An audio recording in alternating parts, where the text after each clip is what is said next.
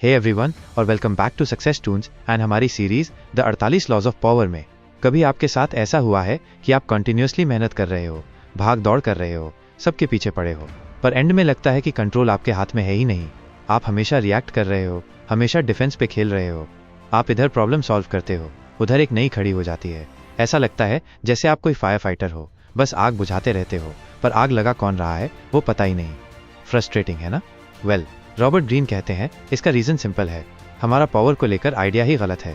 हम सोचते हैं कि एग्रेसिव एक्शन, बोल्ड मूव्स ही पावर है, पर आज का लॉ इस सोच को बिल्कुल पलट देगा। Welcome to law number 8, make other people come to you, use bait if necessary. Hindi में बोलें तो लोगों को अपने पास आने पर मजबूर करो, जरूरत पड़े तो दाना डालो, मतलब चारा डालो।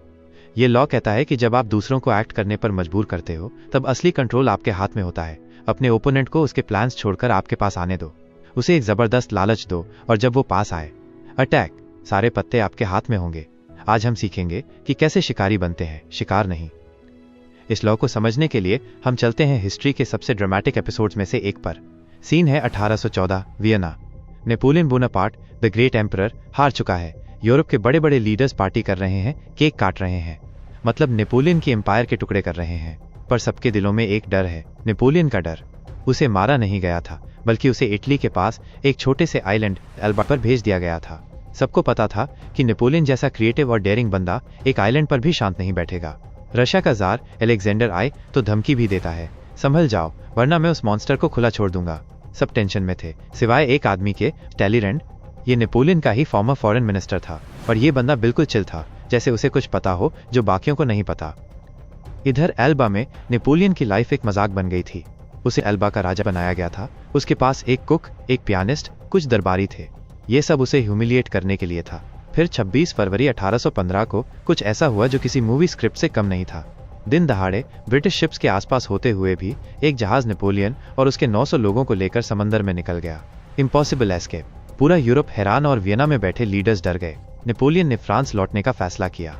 एक छोटी सी आर्मी के साथ वो पेरिस की तरफ बढ़ने लगा, और कमाल देखिए, लोग उसके कदमों में गिर पड़े। मार्शल ने जो उसे अरेस्ट करने आया था, उसकी सेना भी नेपोलियन से जा मिली। नेपोलियन फिर से एम्परर बन गया। पेरिस में जश्न का माहौल था, लेकिन ये खुशी सिर्फ 100 दिन चली। फ्रांस कंगाल हो चुका था, रिसोर्सेज खत्म थे, और फिर हुई बैटल ऑफ वाटरलू, जहां नेपोलियन की फाइनल हार हुई। इस बार दुश्मनों ने कोई गलती नहीं की। उसे अफ्रीका के पास एक सुनसान आइलैंड सेंट हेलेना भेज दिया, जहां से एस्केप का कोई चांस नहीं था। अब आप सोच रहे होंगे इसमें लॉ 8 कहां है? नेपोलियन तो खुद गया ना। मेरे दोस्त, यही तो ट्विस्ट है। सालों बाद सच सामने आया। नेपोलियन का ये डेयरिंग एस्केप एक्चुअली एक ट्रैप था, और इस ट्रैप को बिछाया था उसी शांत बैठे आदमी ने, टैलीरेंड। टैलीरेंड जानता था कि नेपोलियन यूरोप की शांति के लिए खतरा है। उसने सबको समझाने की कोशिश की थी कि नेपोलियन को दूर भेजो, पर किसी ने नहीं सुना। तो टैलीरेंड ने आर्ग्यू करना बंद कर दिया। उसने इंतजार किया। उसने चुपचाप इंग्लैंड और ऑस्ट्रिया के फॉरेन मिनिस्टर्स को अपनी साइड किया। उन्होंने मिलकर नेपोलियन के लिए एक मीठा सा जाल बिछाया। उन्होंने नेपोलियन तक खबर पहुंचाई कि फ्रांस के लोग उसे मिस कर रहे हैं। ऑस्ट्रिया के एक जनरल ने तो नेपोलियन के कान में आकर कहा कि अगर वो भाग गया तो यूरोपियन पावर्स उसे वेलकम करेंगी। इवन इंग्लिश नेवी का उसे देखकर भी अनदेखा करना प्लान का हिस्सा था। टैलीरेंड ने नेपोलियन की वीकनेस को यूज किया, उसका ईगो, उसकी ग्लोरी की भूख और लोगों के प्यार की चाहत। ये एक परफेक्ट बैट, एकदम मीठा चारा था। नेपोलियन को लगा कि वो कंट्रोल में है, कि वो एक मास्टर स्ट्रोक खेल रहा है, पर असली मास्टर तो टैलीरेंड था, जो पर्दे के पीछे से सारे धागे खींच रहा था। उसने एक ऐसी सिचुएशन क्रिएट की जहां नेपोलियन ने खुद ही अपने पैर पर कुल्हाड़ी मारी। एक डिप्लोमैट ने कहा था, टैलीरेंड ने प्लेग से बचाने के लिए घर में आग लगा दी। क्या लाइन है! यही है मेरे दोस्तों लॉ 8 का असली सार। पुश मत करो, बस ललचाओ। तो इससे हम क्या सीख सकते हैं? हम इस पावर को कैसे यूज कर सकते हैं? सबसे पहला रूल, अपने इमोशंस पर काबू पाना। गुस्से में, फ्रस्ट्रेशन में हम आपे से बाहर हो जाते हैं और गलत डिसीजन लेते हैं। टैलीरेंड की तरह शांत रहो, पर उसी समय सामने वाले के इमोशन से खेलो। लोगों की नेचुरल टेंडेंसी होती है गुस्से में रिएक्ट करने की। इसे यूज करो, उन्हें उकसाओ, उन्हें लालच दो, और वो गलती करेंगे। दूसरा, उन्हें खुद को थकाने दो। सोचो, 1905 में रशिया और जापान की वॉर हुई। रशिया की नेवी टेक्निकली स्ट्रॉन्गर थी, पर जापानीज मार्शल टोगो ने एक झूठी खबर फैला दी। रशियंस को लगा कि वो एक झटके में जापानीज फ्लीट को खत्म कर सकते हैं, तो रशियन फ्लीट अपने आरामदायक बाल्टिक सी के डॉक से निकल पड़ी। उनका सफर बहुत लंबा था, उन्हें पूरा अफ्रीका घूमकर आना पड़ा। इस पूरे सफर में जापानीज ने उन्हें कॉम्बैट अलर्ट पर रखा, झूठी अफवाहों से। जब तक रशियन सेलर्स जापान पहुंचे वो पूरी तरह थक चुके थे, एग्जॉस्टेड और ओवरवर्क्ड, और जापानीज वो आराम से इंतजार कर रहे थे। रिजल्ट, कमजोर होने के बावजूद जापानीज ने रशियंस को कुचल दिया, क्योंकि उन्होंने रशियंस को अपने पास बुलाया, उन्हें थकाया और फिर अटैक किया। जब आप ओपोनेंट को अपनी टेरिटरी में बुलाते हो तो आप एडवांटेज में रहते हो। आपको सब कुछ पता होता है, जबकि वो अनजान जगह पर नर्वस रहता है और गलतियां करता है। मीटिंग्स और नेगोशिएशंस के लिए ये एक गोल्डन रूल है, हमेशा अपनी जमीन पर मिलने की कोशिश करो। आपका चारा, आपकी बेट इतनी अट्रैक्टिव होनी चाहिए कि सामने वाला सब कुछ भूल जाए।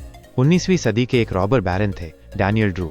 जब उन्हें स्टॉक मार्केट में किसी स्टॉक का प्राइस ऊपर या नीचे करवाना होता था तो वो एक ट्रिक यूज करते थे। वो वॉल स्ट्रीट के पास एक एक्सक्लूसिव क्लब से तेजी से गुजरते, जैसे उन्हें बहुत जल्दी हो। अपना पसीना पोंछने के लिए वो अपना लाल रुमाल निकालते और उस रुमाल से गलती से एक कागज का टुकड़ा गिर जाता। क्लब के मेंबर्स उस कागज पर झपट्टा मारते। उस पर हमेशा किसी स्टॉक की इनसाइड टिप लिखी होती थी। बस खबर फैल जाती और लोग उस स्टॉक को खरीदने या बेचने लगते, ठीक वैसा ही जैसा ड्रू चाहता था। उन्होंने सबको परफेक्टली खेला, यहाँ तक कि जेबक्तरे भी इसे यूज करते हैं। आपने रेलवे स्टेशन पर साइन देखा होगा, जेबक्तरों से सावधान। ये साइन देखते ही हम सब अनकॉन्शियसली अपना वॉलेट चेक करते हैं कि वो सेफ है या नहीं, और बस वहां खड़े जेबक्तरे को पता चल जाता है कि माल कहाँ है। कभी कभी आपको ये दिखाना पड़ता है कि आप पावरफुल हो। रेनेसा के ग्रेट आर्किटेक्ट थे फिलिपो ब्रूनेलेस्की। उन्हें फ्लोरेंस के एक कैथेड्रल का डोम आकर रिपेयर करना था, पर सिटी ऑफिशियल्स ने उनके साथ एक और आर्किटेक्ट घिबर्टी को हायर कर लिया, जिसे काम नहीं आता था, बस उसके कनेक्शंस थे। ब्रूनेलेस्की को पता था कि घिबर्टी काम कुछ नहीं करेगा और क्रेडिट आधा ले जाएगा। तो कंस्ट्रक्शन के एक क्रिटिकल मोमेंट पर ब्रूनेलेस्की अचानक बीमार पड़ गए।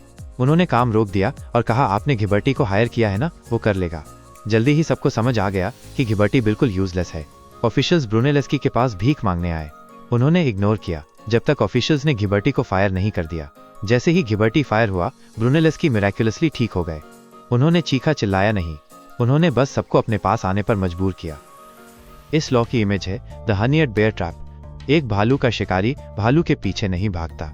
उसे पता है कि अगर भालू को पता चल गया कि उसका शिकार हो रहा है तो वो बहुत खतरनाक हो जाएगा।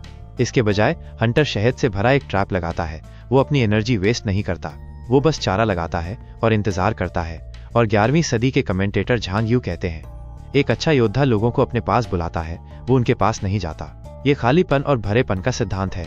जब आप ओपोनेंट को अपने पास बुलाते हो, उनकी फोर्स हमेशा खाली होती है। जब तक आप उनके पास नहीं जाते, आपकी फोर्स हमेशा भरी रहती है। खाली पर भरे हुए से अटैक करना ऐसा है जैसे अंडों पर पत्थर फेंकना। पर जैसा मैं हमेशा कहता हूं, हर लॉ का एक रिवर्सल, एक एक्सेप्शन होता है।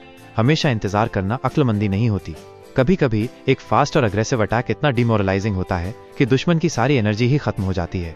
आपको ये टैक्टिक कब यूज करनी है? जब टाइम आपके अगेंस्ट हो। अगर आपके दुश्मन आपसे कमजोर हैं और इंतजार करने से उन्हें रिकवर करने का टाइम मिल जाएगा, तो उन्हें वो चांस मत दो। तेजी से और आक्रामक तरीके से स्ट्राइक करो। फेमस बॉक्सर जो लुइस ने कहा था, वो भाग सकता है पर छिप नहीं सकता। तो आपको सिचुएशन के हिसाब से चुनना है। अगर आपके पास टाइम है तो चारा लगाओ और इंतजार करो। अगर टाइम नहीं है तो सीधा हमला करो। तो दोस्तों, लॉ नंबर 8 का सारांश ये है, रिएक्टिव बनना बंद करो। लोगों और प्रॉब्लम्स के पीछे भागना बंद करो। मैग्नेट बनो, ग्रेविटी का सेंटर बनो। अपने इमोशंस को कंट्रोल करना सीखो, जबकि दूसरों के इमोशंस को अपनी कठपुतलियों के धागों की तरह इस्तेमाल करो। उनकी अपनी लालच, ईगो और इच्छाओं से भरे ऐसे ट्रैप बिछाओ जिन्हें वो मना ही ना कर पाए। उन्हें अपनी कब्र खुद खोदने दो, जबकि आप अपनी चाय की चुस्की लो। असली पावर कंट्रोल में है, और कंट्रोल उसके पास है जो दूसरों को अपने पास आने पर मजबूर करता है। ये चेस खेलने जैसा है, चेकर्स नहीं। लॉन्ग टर्म सोचो। आपने अपनी लाइफ में कभी ऐसी स्ट्रैटेजी यूज की है या किसी को करते देखा है? मुझे नीचे कमेंट्स में जरूर बताएं। हम लोग फिर मिलेंगे नेक्स्ट वीडियो में एक नए पावरफुल लॉ ऑफ पावर के साथ। तब तक के लिए इन पावर लॉज को अपनी लाइफ में यूज कीजिए और पावर का जादू देखिए।